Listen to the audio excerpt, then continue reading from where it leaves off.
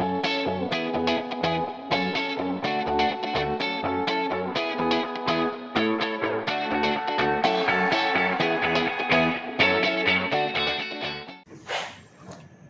Film channel पर हमारे साथ हैं सतराम रमानी जी, जिनकी एक नई फिल्म है डबल एक्सल, जो बहुत जल्द सिनेमाघरों में आने वाली है। सतराम जी, फिल्म संगम चैनल पर आपका स्वागत है। Thank you sir. फिल्म है, इसका चस्का आपको कैसे लगा? कोई आपके घर का माहौल क्या था? क्या क्रिएटिव फिल्म से जुड़े लोग थे आपके घर के? जी नहीं, मेरी फिल्म इंडस्ट्री से कोई क्रिएटिव दुनिया में नहीं है, लेकिन मैं सिंधी बैकग्राउंड से आता हूँ, तो सिंधी फैमिली में मतलब मेरे पापा का बिजनेस रहा है, बिजनेस फैमिली रही है। लेकिन मेरे पिताजी की हमेशा से थिएटर्स की तरफ झुकाव रहा, काफ़ी थिएटर्स में उनका इंटरेस्ट रहा, दिलचस्पी रही। तो मुझे बचपन से ले जाया जाता था मराठी थिएटर्स देखने के लिए, तो मैं काफ़ी उत्सुक होता था कि वो चीज़ें देखूं और कुछ सीखूं, और मुझे बहुत अच्छा लगता था वो क्रिएशन देख के, नया नया क्रिएशन देख के। तो वो इंस्पिरेशन कहीं ना कहीं वहाँ से आया।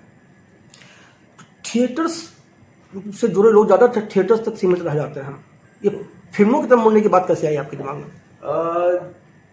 मतलब एक हिसाब से ये भी देखा जाए तो जिस तरह से वहाँ पे सिर्फ जलगांव में सिनेमा का एक्सपोजर कभी नहीं था, ना फिल्म मेकिंग का एक्सपोजर रहा, तो मुझे सिर्फ एक आर्टिकल लिखा था फिल्म मेकिंग के ऊपर, और मैंने वो काट के रखा था, और तभी से मेरे अंदर एक आ गया था कि फिल्में बनानी है। और मेरे को सिनेमा हमेशा से आकर्षित करता रहा है, सिनेमा, अलग अलग तरह का सिनेमा देखने में, चाहे वो टीवी पे देखूं या सिनेमा घरों में जाकर देखूं, चाहे वो ब्लैक की टिकट देखूं या सीढ़ी पे बैठकर देखूं, बट वो सिनेमा का अपना एक जादू रहा। तो कहीं ना कहीं थिएटर का क्रिएशन और सिनेमा का जादू दोनों का एक अपने आप में असर रहा मेरे अपब्रिंगिंग में। थिएटर तो आपने देखा, तो ये जो फिल्म मेकिंग, इसकी सीख कहाँ से मिली आपको? कोई ट्रेनिंग ली आपने या? जी, बतौर मैंने ट्रेनिंग ली पुणे में MIT स्कूल है, MIT कॉलेज है जो फिल्म मेकिंग में, तो काफ़ी अच्छे फैकल्टी रही हमारी, जिन्होंने पूरा फिल्म मेकिंग से पूरा वाकिफ करवाया। क्योंकि जहाँ से मैं आ रहा हूँ वहाँ पे फिल्म मेकिंग का तो कोई जिक्र ही नहीं करता। फिल्म मेकिंग एक प्रोफेशन हो सकता है, ये भी उस वक्त तक पता नहीं था। अभी चीज़ें बदल चुकी हैं, सोशल मीडिया आने के बाद पता चल रहा है, उस वक्त तो सोशल मीडिया भी नहीं था।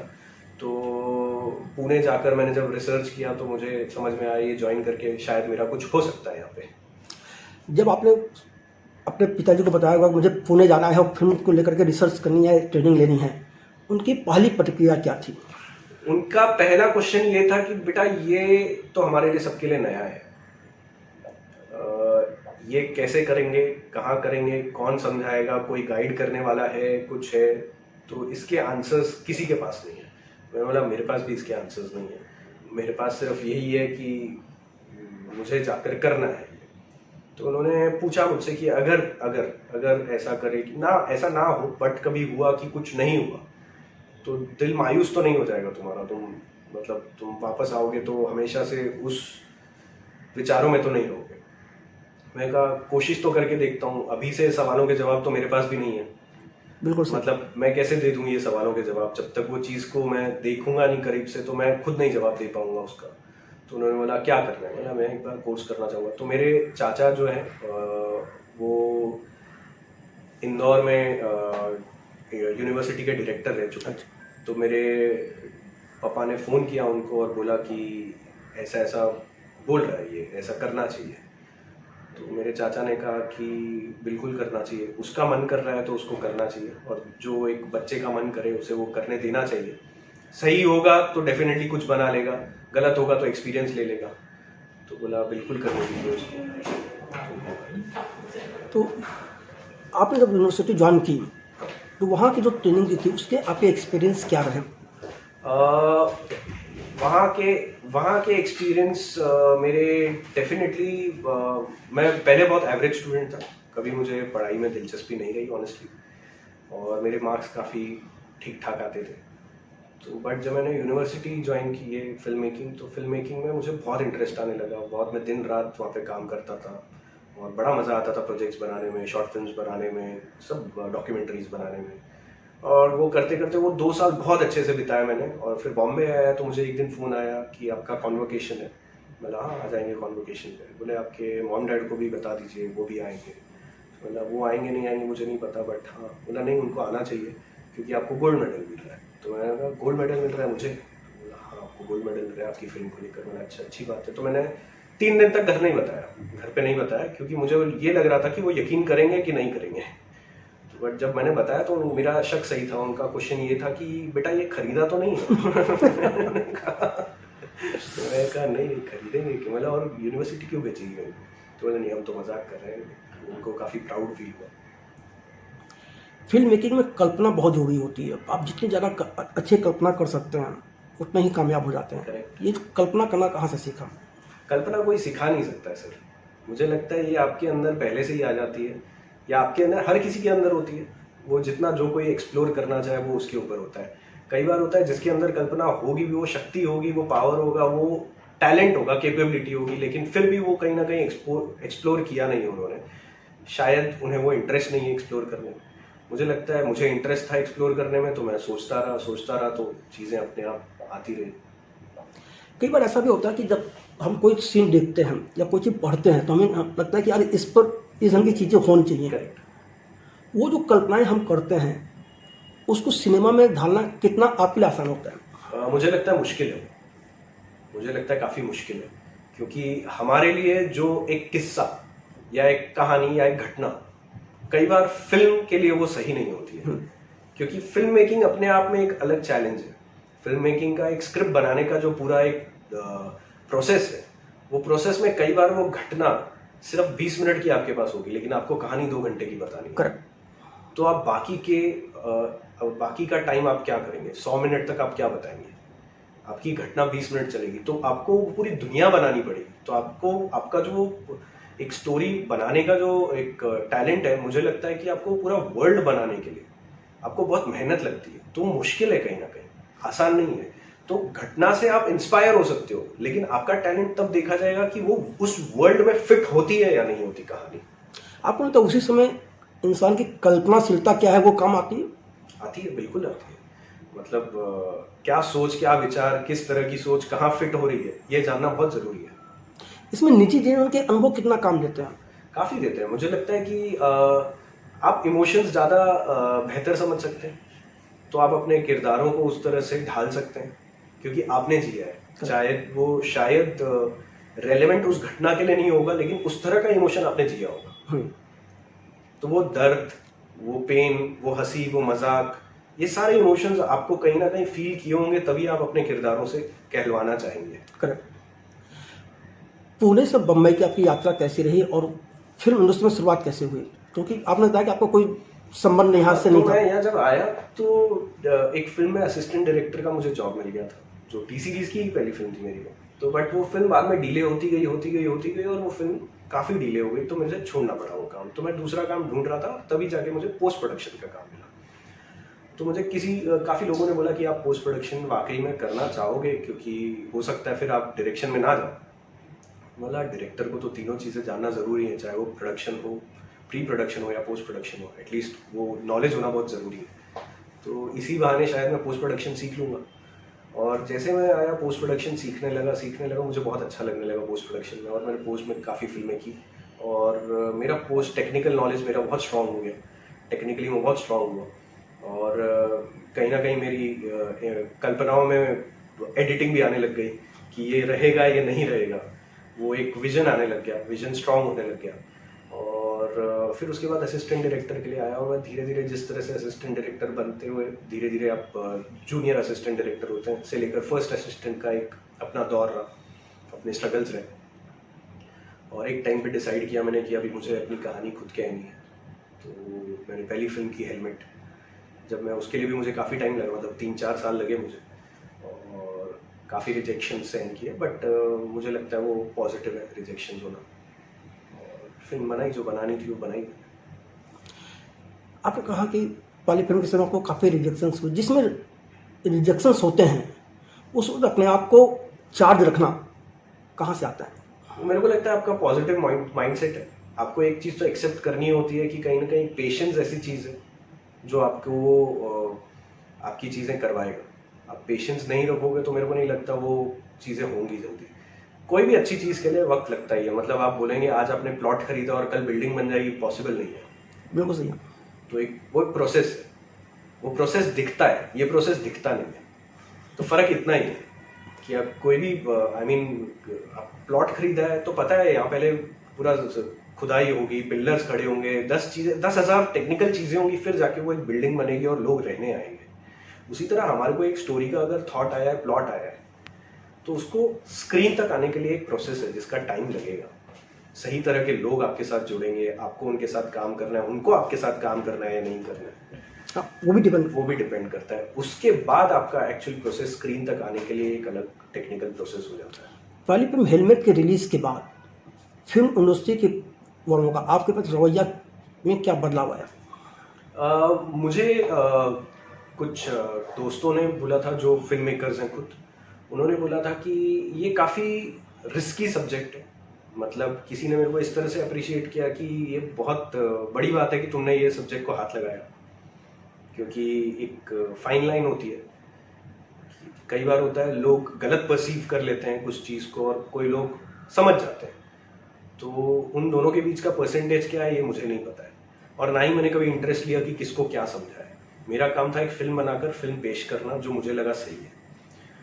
तो काफ़ी लोगों को अच्छी लगी फिल्में, काफ़ी लोगों को लगा कि हाँ ठीक है, ये फिल्म शायद हम नहीं बना सकते, ऐसी तरह की फिल्में हमें नहीं समझ में आती है, तो विच इज़ ओके। तो हमेशा दोनों साइड के रिव्यूज़ मिले मुझे। आपको लगता है कि हेलमेट जो थी कहीं ना कहीं एक कंडोम जैसे सब्जेक्ट पर जो बहुत हमारे समाज में टैबू माना जाता है, लोग उस पर बात करना पसंद नहीं करते, तो आपके अंदर डर नहीं था कि पहली फिल्म में मैं इस ढंग का सब्जेक्ट लेकर काम करने जा रहा हूँ? सर मैंने एक्चुअली कभी सोचा ही नहीं है सब। मेरे पास जब वो कहानी आई तो मेरे को लगा ये कहानी बतानी है। मैंने इसके रिपरकशंस क्या होंगे, सही होंगे, गलत होंगे, पोजीशनिंग क्या होगा, मुझे किस तरह देखा होगा, ये कभी मैंने सोचा ही नहीं, क्योंकि मेरा ध्यान पूरी तरह से वो फिल्म बनाने में था और पूरा शिद्दत से फिल्म बनाने में था कि नहीं ये फिल्म बनानी है, ये कहानी कहनी है, ये बतानी है। तो वो कभी सोचा ही नहीं मैंने कि लोग क्या होगा, किस तरह से होगा, बात करेंगे नहीं करेंगे, सोचेंगे नहीं सोचेंगे, कभी वो जहन में नहीं आया। हाँ, लेकिन ये हमेशा से था कि मुझे मेंटेन करना है कि मैं कहीं वो लाइन क्रॉस करके चीप वे में ना बताऊं, क्योंकि मुझे लगता है हमारी जिम्मेदारी है, मेकर्स की जिम्मेदारी है एक ऐसे सेंसिटिव टॉपिक को टच करना, तो वो हमें कहीं ना कहीं शिद्दत से सही बताना है। उसके लिए हमें करप्टेड माइंड नहीं चाहिए। उस शिद्दत के साथ उसको पेश करने के लिए संजीदगी जो होनी चाहिए थी और जो समझ होनी चाहिए वो कहाँ से विकसित की थी आपने उस सब्जेक्ट को लेकर के? इसमें कहीं ना कहीं श्रेय हमारे स्क्रीन प्ले राइटर्स को भी जाते हैं, रोहन शंकर जिन्होंने लिखा था पहला, तो उसके साथ बैठ के हम लोग ने साथ में बैठ के यही विचारधारा थी हमारी कि हमारे को कहीं पे भी ना ज्ञान बांटना है, ना हमें लोगों को सिखाना है, ना हमें वो लाइन क्रॉस करनी है जहां पे कुछ गलत बता रहे। तो ये जब आपके दायरे अपने आप में आ चुके हैं तो आप वो लाइन क्रॉस ही ना करें स्क्रिप्टिंग स्टेज से। सिमिलर वे डबल एक्सेल में थॉट क्लियर था कि हमें किसी को बताना नहीं है कि मोटापा, ना हम ओबेसिटी को या अनहेल्दीनेस को प्रमोट कर रहे हैं, हम सिर्फ ये बताना चाह रहे हैं कि आपके सपने किसी भी साइज के गुलाम नहीं है। आपको किसी ने बोला नहीं ना आपको एक साइज में फिट होना पड़ेगा सपने देखने के लिए, नहीं, आपके सपने आप कैसे भी देख सकते हैं। तो वो एक मुद्दा है, तो उसको पकड़ के ही आगे तक चलना है। तो वो अगर राइटिंग स्टेज से क्लियर है तो मेरे को नहीं लगता आपको कोई डायरेक्शन के वक्त पे कोई प्रॉब्लम आएगी। तो डबल एक्सेल के जो कहानी है उसका बेस कहाँ से आया था? डबल एक्सेल कहानी का बेस एक्चुअली बहुत रियल लाइफ घटना से आया है। सोनाक्षी सिन्हा और हुमा कुरैशी साथ में बैठ के डिनर कर रहे थे और उस डिनर में सोशल गैदरिंग थी, वहाँ पे मुदस्सर अजीज भी थे, उन्होंने देखा था इन दोनों को खाना खा रहे थे, फ्रेंड्स फैमिली जैसे हैं लोग, तो बात कर रहे थे। तो इनको थॉट आया कि लोग अपने आप में कैसे सेलिब्रेट करते हैं खुद को, ये लोग कितने सही हैं ये वो। तो इनको एक थॉट आया और इन्होंने बोला कि मुझे एक थॉट आया 2 प्लस साइज लड़कियों के ऊपर कहानी बनाने का, इस तरह का कि उनके सपने और एक साइज कैसे उनका एक रुकावट है, किस तरह उन्हें सोसाइटी देखती है। और ये दोनों बहुत एक्साइट हो गए और इन्होंने कहा कि बिल्कुल हमें ये फिल्म, आपको ये फिल्म लिखनी चाहिए और डेफिनेटली हम दोनों ये फिल्म करना चाहते हैं। और वहाँ से फिर फिल्म लिखी गई और मुझे सुनाई गई। बाद में स्टोरी जब लिखी गई, स्टोरी थॉट क्लियर हुआ तो मुझे सुनाया गया और पूछा कि आप इंटरेस्टेड है? वाला बिल्कुल, ये काफ़ी अच्छा थॉट है ये। और फिर स्क्रीन प्ले डायलॉग्स लिखे गए और फिल्म शूटिंग पे गई। निर्देशक के तौर पर आपको इसमें किस बात ने इंस्पायर किया इस सब्जेक्ट पर? मेरा हमेशा वो रहेगा कि मैं रियल बेस्ड इश्यूज को थोड़ा बहुत ज़्यादा टच कर सकता हूँ, जो शायद किसी ने पहले नहीं बताया, वो ना छुए हो। मतलब ये ऐसी वाली चीज़ है कि इसके बारे में हम सब अवेयर हैं, लेकिन हमारा फोकस नहीं है इन चीज़ों में, ना ही हम अटेंशन देना चाहते हैं। मतलब हमारे आसपास में ये चीज़ें रोज हो रही हैं, लेकिन वो आदत में आ चुकी है, वो लेकिन गलत आदत है। हम आज मैं देखता हूँ मेरी वाइफ किसी फंक्शन के लिए तैयार होती रहती है तो आईने के सामने खड़े रह के मुझसे पूछती हैं कि मैं मोटी हो गई। तो मैंने कहा हर बार खड़े होकर, तो कहीं ना कहीं अब मुझे वो समझ में आता है कि उनको कितना इनसिक्योर फील होता है, क्योंकि लोग उनको जाते से ही पहले पूछते हैं, अरे यू हैव पुट ऑन, अरे आपने, तो मतलब आपका पहला हाथ मिलाते हुए स्टेटमेंट अगर ये आता है तो आप समझ रहे हैं उन पे बाकी दिन किस तरह जाएगा। अगर वो चीज नॉर्मल हो जाए, उसको नॉर्मलाइज कर दिया जाए, तो कोई बोलेगा नहीं हाँ पुट ऑन या वेट लूज किया, पुट ऑन किया, वो आएगी ही नहीं बात। तो क्या इस मुद्दे को आपने इस फिल्म में भी बताया? जी, हमारा कोशिश है कि ये फिल्म है, ये आप जिस भी साइज शेप में है, आप डेफिनेटली अपने आप को नॉर्मल फील कीजिए, इनसिक्योर मत फील कीजिए। ये हमारी कोशिश है, फिल्म के जरिए हम ये बताना चाहते हैं। लेकिन आपको नहीं लगता कि जब वजन बढ़ता है, मैंने मोटापा जब बढ़ता है तो कुछ तकलीफें बढ़ती हैं, और जब आप कम करते हैं तब भी होती हैं, उन चीज़ों पर कोई रोशनी है? नहीं, वो हम लोग ने ऐसी सर उस पर हम लोग ने फोकस नहीं किया, बिकॉज डेफिनेटली हम लोग की लड़ाई सपनों से लेकर। अच्छा, फिल्म का वन लाइन सपनों से लेकर है, तो ना हम कभी अनहेल्दीनेस की तरफ गए, ना हमने कभी बताया है कि नहीं आपको मोटा ही रहना अच्छी बात है। नहीं, हम ये बोल रहे हैं आप जैसे हैं अपने आप को इनसिक्योर मत फील कीजिए, अंदरूनी आप अपने आप को अंदर से मत खराब फील कीजिए, कि आप जैसे हैं आप अच्छे हैं। आपके सपने देखिए, आप बखूबी देखिए, पूरे कीजिए, जज मत कीजिए खुद को। लेकिन मुझे बताइए, आपके जो कैरेक्टर्स हैं वो तो छोटे शहरों से हैं, फिर आप उनको लंदन तक, माने विदेश तक ले गए, क्या सपनों के लिए विदेश जाना जरूरी था या क्या था? नहीं सर, वो स्टोरी की रिक्वायरमेंट थी जो विदेश जाना जरूरी था उस चीज के लिए, और दोनों कैरेक्टर्स का मिलके विदेश जाकर एक दोनों का अंदर अंदर की बातें जो एक दूसरे से क्लियर हुई और खुद से वापस वाकिफ होके आना, ये एक जरूरी था उस कहानी के लिए। मुझे नहीं पता, आपको पता नहीं पता, बंगाली में भी एक फिल्म बनी है इसी सब्जेक्ट पर, उसका नाम है फटाफटी। आपको जानकारी है या नहीं? जी जानकारी है। तो उस यार आपको जान के तो शायद आपको सब्जेक्ट, तो उससे इस फिल्म में कितना अंतर है, क्या है? काफी अंतर है सर इसमें। ये फिल्म मतलब मैं बताऊंगा, हाल ही में मैंने 2-3 और फिल्में देखी, एक साउथ में बनी है, एक मराठी में बनी है, बट ये फिल्में अगेन वहां आती हैं जो हमारी सपनों की बातें कर रही हैं, कि आपके एम्बिशंस, आपकी कैपेबिलिटी, आपका टैलेंट, आपके अपने वजन से तुलना मत कीजिए उसकी, ना ही सोसाइटी आपको तुलना करनी चाहिए। तो वो एक फाइन लाइन है मेरे को लगता है। बाकी हम लोग प्लस साइज को उस तरह से हम ड्रिल नहीं करना चाहते। ट्रेलर देखने के बाद ये आम चर्चा ये भी है कि कहीं ना कहीं आप लोग कुछ हिस्सा आप क्वीन से प्रेरित हैं। क्वीन से सर मतलब टेम्पलेट शायद लोगों को लग सकता है इस तरह से, बट लिखते वक्त तो ऐसा कुछ इंस्पिरेशन या ऐसा आइडिया नहीं था कि हम क्वीन से ही कुछ लिखना चाहते हैं। हाल ही मतलब queen is one of my favourite films, बहुत अच्छी फिल्म है वो, बट ऐसा कभी ऑर्गेनिकली ये नहीं हुआ कि हमें लगा कहानी की अभी जरूरत है, यहाँ जाना है तो यहाँ जाना है, कहानी का वर्ल्ड सेट करना है वहां पे तो सेट करना है, तो वो एक चलता रहा। चलिए, कहानी दिमाग में आई, मुदस्सर और सोनाक्षी और हुमा के, तो बाकी के तो इन लोगों ने तो कहा कि मुझे काम करना है, तो बाकी कलाकार जो आपने चुने वो किस हिसाब से चुना? बाकी के कलाकार सर जिस तरह चुने गए वो भी कहीं ना कहीं देखिए, एक महत रघुवेंद्र है जो साउथ के हैं, तमिल के हैं, तो उनका भी एक्चुअली ऑर्गेनिक कास्टिंग है मैं कहूँगा, क्योंकि उन्होंने फिल्म के अंदर, स्क्रिप्ट के अंदर साउथ कैरेक्टर था, तो हमें कभी नहीं चाहिए था कि कोई यहीं से साउथ इंडियन बनकर प्ले करे। तो हम लोग को हमेशा चाहिए था कि कोई ना कोई from Tamil industry should come and play this role. तो हम लोग ने अप्रोच किया और महत को बताया और उस तरह से महत का एंट्री हुआ। सेकंड फिर जहीर का हुआ। जहीर काफ़ी क्लोज रहा कहानी के हमेशा, और जो कैरेक्टर है वो जहीर से भी मिलता जुलता है कहीं ना कहीं, क्योंकि जहीर जो रियल लाइफ में ट्रेड्स करता है तो वो कहीं ना कहीं कैरेक्टर के भी ट्रेड्स हैं। तो हम लोग यहाँ वहाँ ढूंढ रहे थे, वो ऐसा हो रहा था आसपास ढूंढ रहे, हम बोले यही तो बैठा है, वो तुमने बोला तुम कहाँ थे अब तक, तो वैसी वाली बात थी।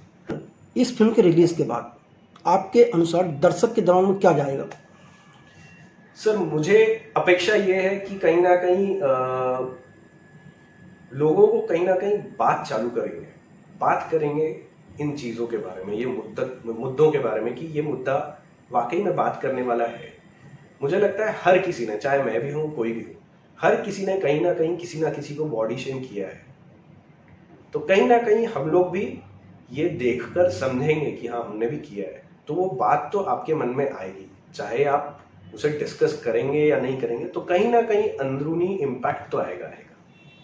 तो बॉडी शेमिंग को लेकर के जो ट्रोलिंग होती है, क्या उन ट्रोलरों को भी फिल्म जवाब है कुछ?